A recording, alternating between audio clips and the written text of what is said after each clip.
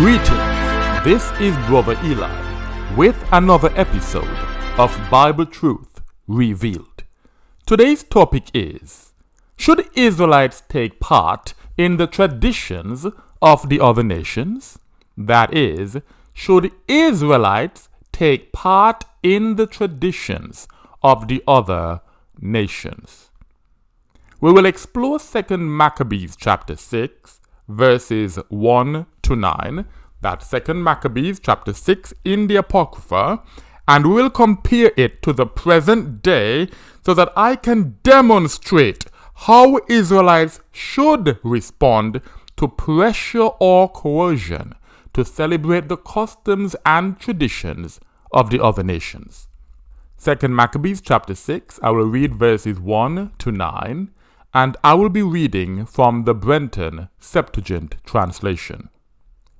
Verse 1. Not long after this, the king sent an old man of Athens to compel the Jews to depart from the laws of their fathers and not to live after the laws of God. So during the time of the Maccabees, these people were compelling, persuading, forcing the Jews to depart from the laws of the Most High God. That's much like Christianity today. The mission of Christianity is to compel the Jews or the Israelites to reject the commandments of the Most High God. So nothing has changed as far as that is concerned. Leviticus chapter 20, verse 26. Leviticus chapter 20, verse 26 says, "And ye shall be holy to me." Holy means set apart. The Israelites are not supposed to follow the ways of the other nations. We are a set apart people, holy to the Most High God. It continues, "Because I, the Lord your God, am holy." We are supposed to be like the Most High God, which is set apart. Just like he's not like the fake gods, we are not supposed to be like the fake Jews or the Christians or the Muslims. We are supposed to be set apart, not like the nations around us. It continues, "Who separated you from all nations to be mine." The Most High God separated the Israelites from all nations to be his, and we must remain separate. We are not supposed to follow the traditions of the other nations. We have our own traditions, and we have the laws of the Most High God. 2 Maccabees chapter 6, verse 2 says, "And to pollute also the temple in Jerusalem, and to call it the temple of Jupiter Olympus." So these Greeks were wanting the Israelites, the Jews, to pollute their temple. And they wanted to change the temple to become the temple of Jupiter Olympus. That's another name for Zeus. Jupiter is the Greek god Zeus, the false god. It continues, "And that in Galizim, of Jupiter the defender of strangers." That's another name for Zeus, the defender of strangers, as they did desire that dwelt in the place.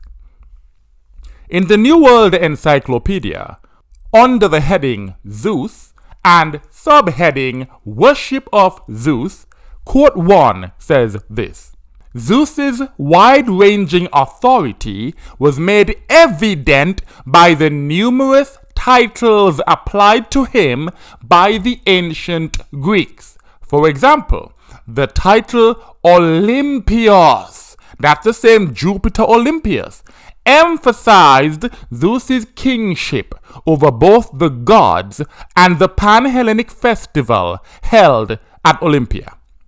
So these Greeks wanted the Israelites to worship Zeus instead of the Most High God, and they wanted him to be called Jupiter Olympius to establish his headship over all gods. So they basically were bringing the Most High down so he would no longer be the Most High, and they were raising Zeus up. And that still happens today. Quote number 2 says, under the epithet Xenius, Zeus was the patron of hospitality and guests, ready to avenge any wrong done to a stranger.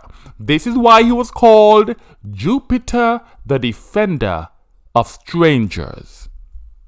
Under the subheading significance, quote 3 says, Zeus is of great importance, not only as the ruler of the Greek pantheon, but more generally as one of the most identifiable and influential representations of God in the world. That Caucasian image of God that Christians have in their Bibles and in their churches is none other but Zeus.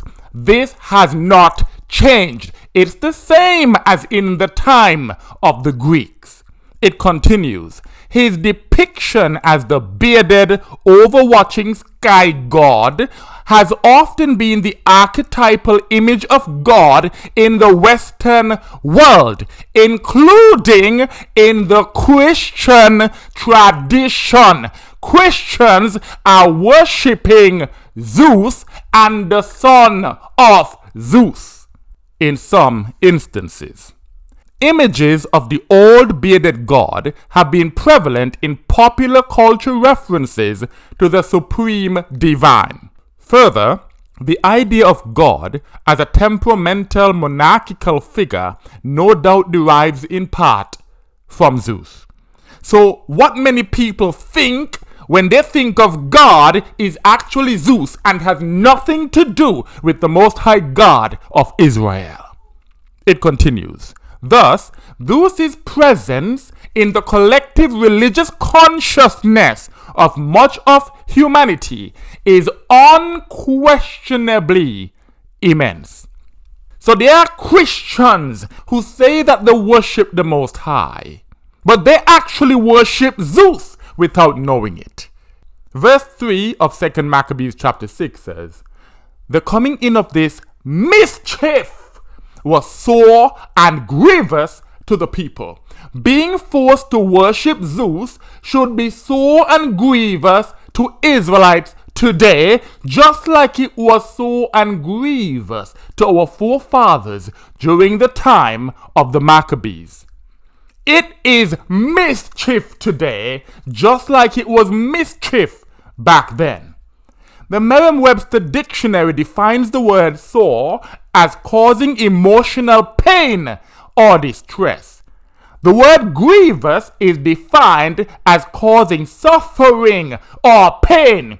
If Israelites do not feel emotional pain or distress when they open their Bibles and see an image of Zeus, something is wrong. If Israelites are comfortable sitting in churches with images of Zeus on the wall and his son on the cross, something is wrong.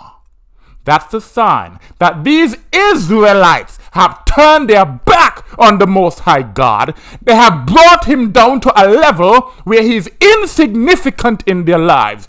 And they have lifted up Zeus as being the most powerful of all gods. Where the truth is, both Zeus and his son Jesus are the figment of the pagan imagination. It's time to repent. Verse 4 says, for the temple was filled with riot and reveling by the Gentiles. Just like today, Christian churches are filled with riot and reveling. Not only by the Gentiles, but by Israelites who have taken on the customs and traditions of the Gentiles. They make a mockery of the Most High God, claiming that they are filled with the Holy Ghost, while acting the fool. It continues, who dallied with harlots and had to do with women within the circuit of the holy places. Just like today, many Christians commit whoredoms in their churches. Pastors with church members with one another. They have no respect for the place that they call holy. There's nothing holy about the Christian church. It continues, and beside that brought in things that were not lawful. There are certain things that are not lawful and they cannot be made clean. But these people back then, just like Christians today, bring these things in the place they call holy. Verse 5. The altar also was filled with profane things which the law forbiddeth. Christians today bring swine and other unclean, unlawful foods to their church's Sunday lunch, and they feel comfortable. Why is that? Because they are either Gentiles or following the ways of the Gentiles in the worship of Zeus and his son Jesus, while claiming that they worship the Most High God. Verse 6. Neither was it lawful for a man to keep Sabbath days, or ancient feasts, or to profess himself at all to be a Jew. To this very day, many of us are mocked for keeping the Sabbath day holy. Those who commemorate the ancient feasts of the Most High are called legalistic. Those who profess that we are the real Jews, the real children of Israel, are called anti-Semitic. Nothing has changed. It's the same today as it was in the time of the Maccabees. Verse 7. And in the day of the king's birth every month, they were brought by bitter constraint to eat of the sacrifices. That means that they were forced. They did not want to celebrate the king's birthday. The king celebrated his birthday every single month, and Israelites were forced. They were brought by bitter constraint to celebrate the king's birthday. Our righteous forefathers refused to celebrate the king's birthday because this is not an Israelite custom. There are no examples in the Holy Scriptures of Israelites celebrating their birthdays or anyone else's birthday willingly. Yet ancient historical records demonstrate that the pagans celebrated their birthdays with banquets and great revelry. Celebrating birthdays is a pagan practice and is not for the Israelites. Genesis chapter 40 verse 20. Genesis chapter 40 verse 20 says, And it came to pass on the third day that it was Pharaoh's birthday. So this is a pagan who's going to celebrate his birthday. And let's see how he does that. It says, and he made a banquet. That's a birthday party, a feast for all his servants. And he remembered the office of the cupbearer and the office of the baker in the midst of his servants. So Israelites are not supposed to follow the customs, the traditions of the other nations. And this includes celebrating birthdays. So the question is it at least okay for us to acknowledge our birthdays? If we don't celebrate, but we simply remember, we appreciate, we acknowledge our birthdays, is that okay? Let's turn to Deuteronomy chapter 31, and I will read verses 1 and 2. That's Deuteronomy chapter 31, verses 1 and 2. It reads thus, And Moses finished speaking all these words to all the children of Israel, and said to them, I am this day 120 years old. So Moses has just acknowledged that he was that day 120 years old. This day means today. That was his birthday, and he acknowledged his birthday and let the Israelites know that today I am 120 years old. What he did not do is say, now let's have a party. Let's celebrate me because I'm so special. It continues. I shall not be able any longer to come in or go out. And the Lord said to me, thou shalt not go over this Jordan.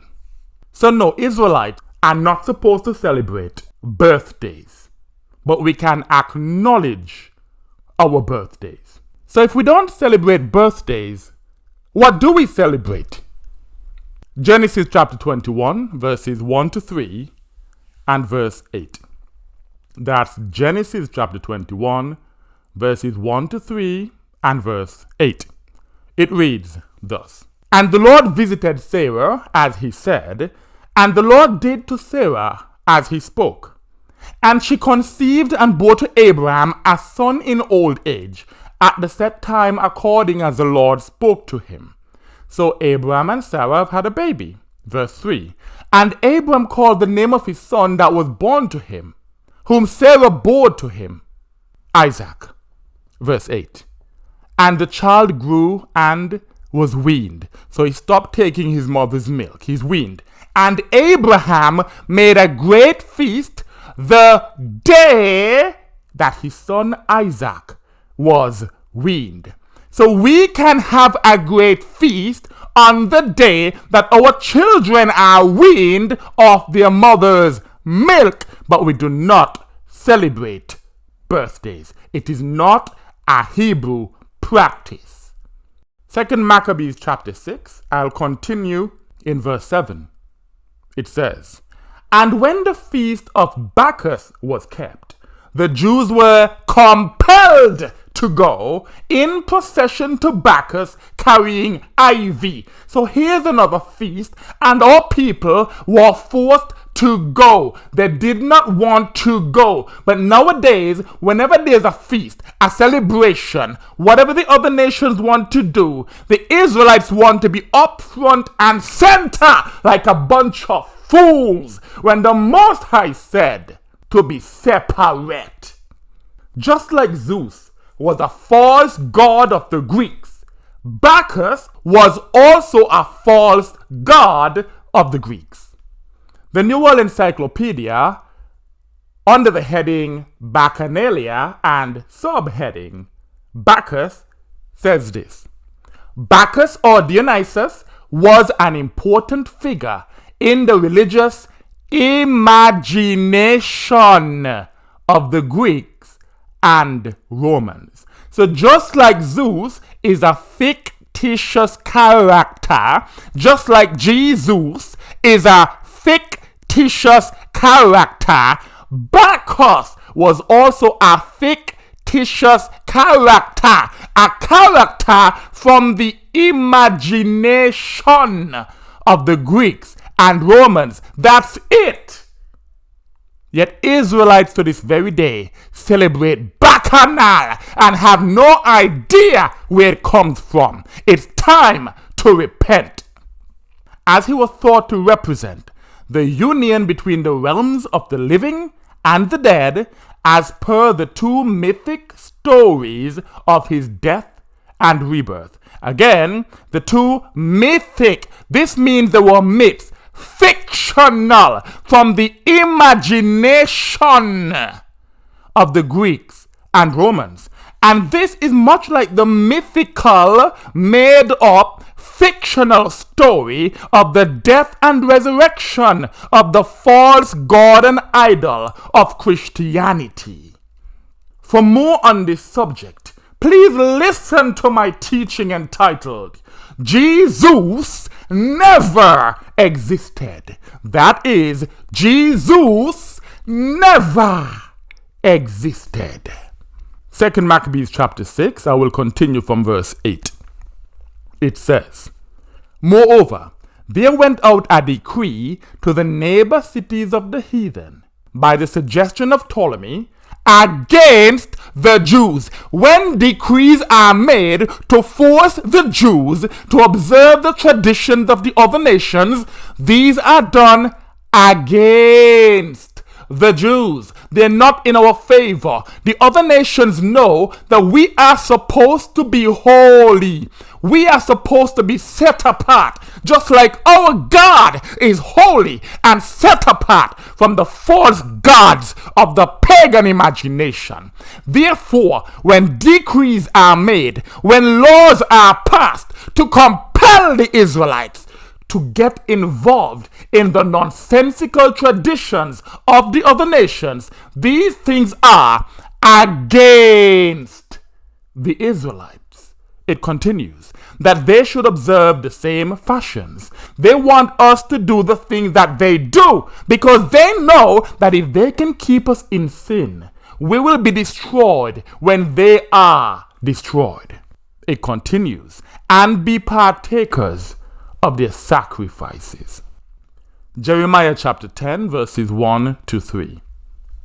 Jeremiah chapter 10 verses 1 to 3 reads thus: Hear ye the word of the Lord, which he has spoken to you, O house of Israel. Thus saith the Lord, learn ye not the ways of the heathen. We are not supposed to learn the ways of the heathen. We have to reject their traditions and their custom.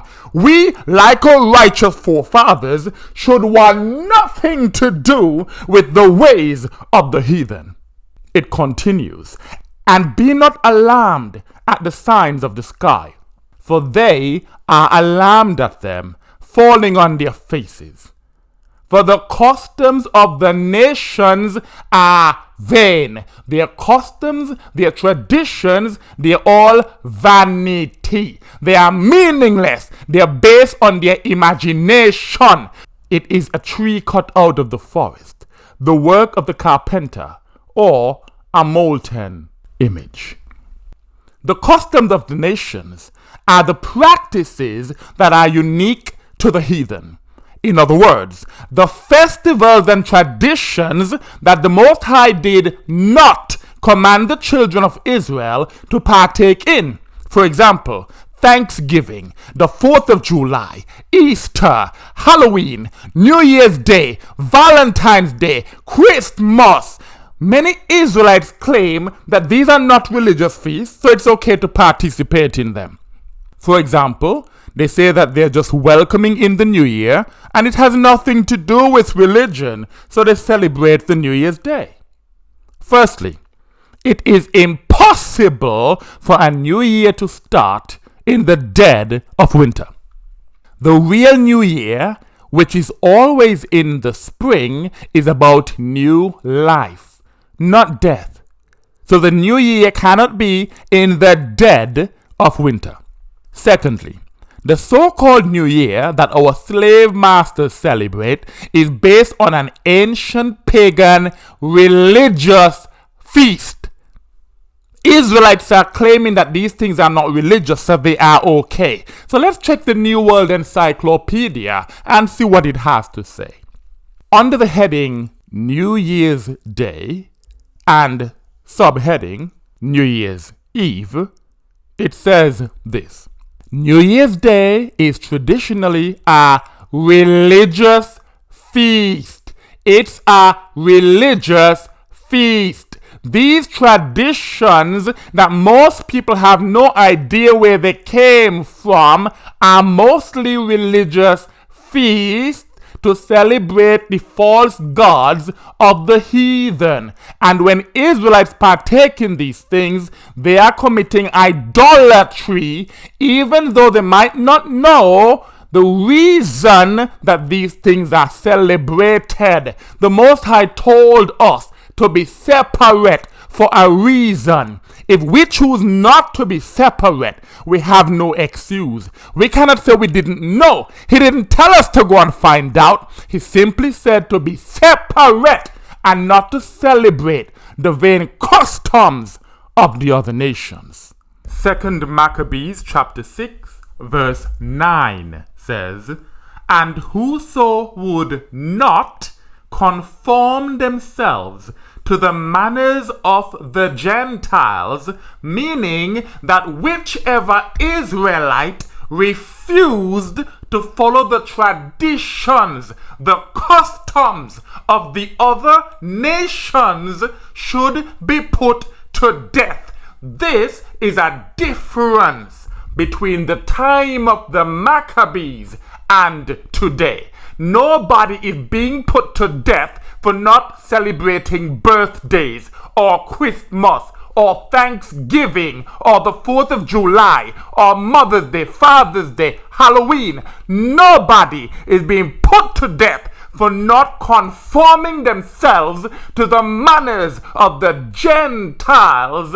Yet Israelites are still refusing to be separate, to be holy, to reject the vain customs and tradition of the heathen.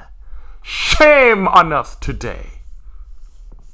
Then might a man have seen the present misery. We have not seen the misery that our righteous forefathers suffered in the time of the Maccabees. We have become complacent as a people. We think that we can compromise. We keep a few commandments and we celebrate Christmas. We do a little bit of good and then we celebrate birthdays. The Most High doesn't deal with that. He's a jealous God. It's all or nothing. And this is why the remnant is very, very small. Only a remnant will be saved. For details of this fact, please listen to my teaching entitled, "Will You Be Part of the Remnant?" That is, will you be part of the remnant? Leviticus chapter 19, I will read verses 1 to 3.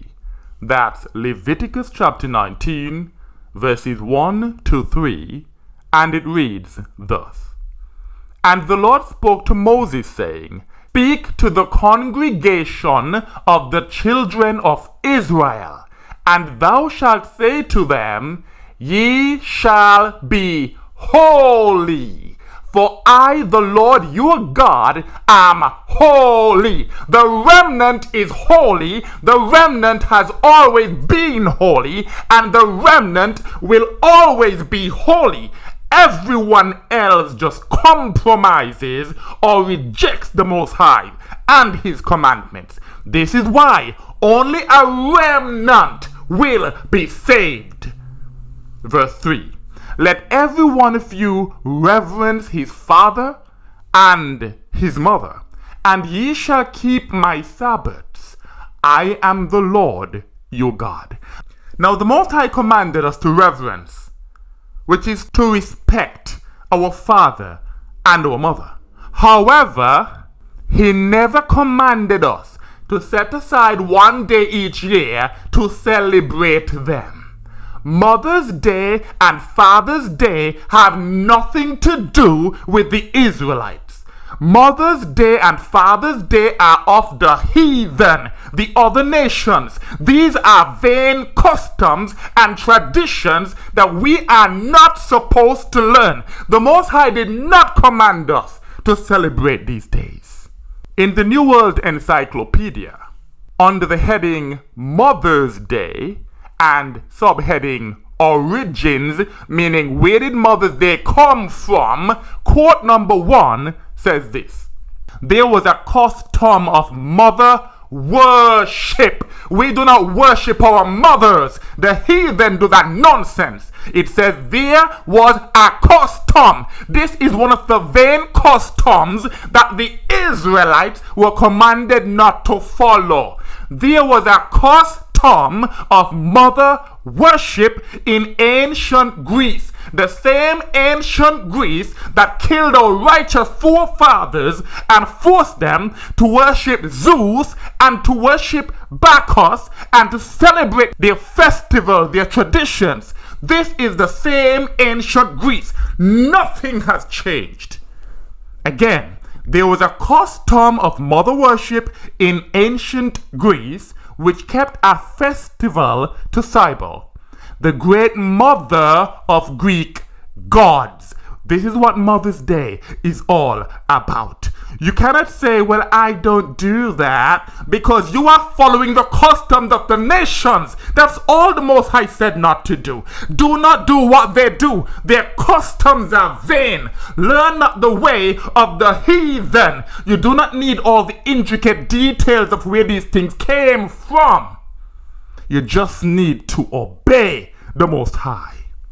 Quote number 2 says, the ancient Romans also had another holiday, Matronalia, that was dedicated to Juno, though mothers were usually given gifts on this day. Giving gifts on Mother's Day is a practice of the heathen. It has nothing to do with the Israelites, and the remnant will not follow the customs of the heathen. Father's Day was simply created because fathers were feeling left out. But it is still a custom of the heathen, a vain custom. Show your mother and father that you love them every day instead of waiting for the day that the enemies of the Most High tell us that we have to celebrate our mother and our father. In conclusion, just like in the time of the Maccabees, the Most High continues to allow the heathen or other nations to test his people to see whether we would remain holy, which means set apart, separate from the nations, or whether we would compromise and make excuses to celebrate their traditions and participate in their vain customs. The Most High said, learn ye not the ways of the heathen. The righteous remnant of Israel will obey this command. He also said that the customs of the nations are vain. I pray that the righteous remnant would remain obedient to the Most High's command to reject the vain customs and traditions of the other nations. And with that I say, Shalom.